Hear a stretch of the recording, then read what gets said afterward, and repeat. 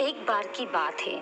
जंगल में एक गर्भवती हिरनी बच्चे को जन्म देने को थी। वो एकांत जगह की तलाश में घूम रही थी कि उसे एक नदी किनारे ऊंची और घनी घास दिखी।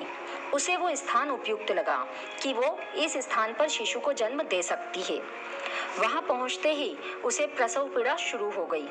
उसी समय आसमान में घनघोर बादल वर्षा को आतुर हो उठे और बिजली कड़कने लगी।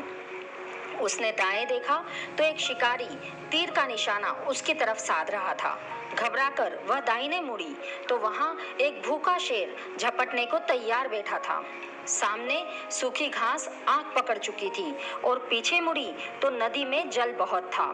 मादा हिरनी क्या करती? वह प्रसव पीड़ा से व्याकुल थी। अब क्या होगा?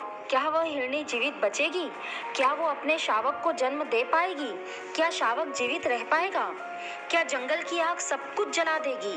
क्या मादा हिरनी शिकारी के तीर से बच पाएगी? क्या मादा हिरनी भूखे शेर का भोजन बनेगी? वो एक तरफ आग से घिरी है, पीछे नदी है। क्या करेगी वो? हिरनी अपने आप को शून्य में छोड़ अपने बच्चे को जन्म देने में लग गई। कुदरत का करिश्मा देखिए। बिजली चमकी और तीर छोड़ते हुए शिकारी की आंखें चौंधिया गई।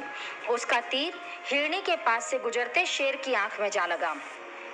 शेर दहाड़ता हुआ इधर उधर भागने लगा और शिकारी शेर को घायल जानकर भाग गया। घनघोर बारिश शुरू हो गई और जंगल की आग बुझ गई। हिरनी ने शावक को जन्म दिया।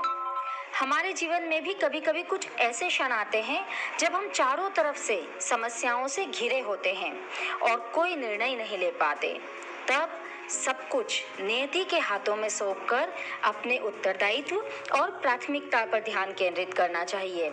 अंततः यश, अपयश, हार, जीत, जीवन, मृत्यु सभी का अंतिम निर्णय तो ईश्वर ही करता है। हमें उस ईश्वर पर विश्वास करके उसके निर्णय का सम्मान करना चाहिए।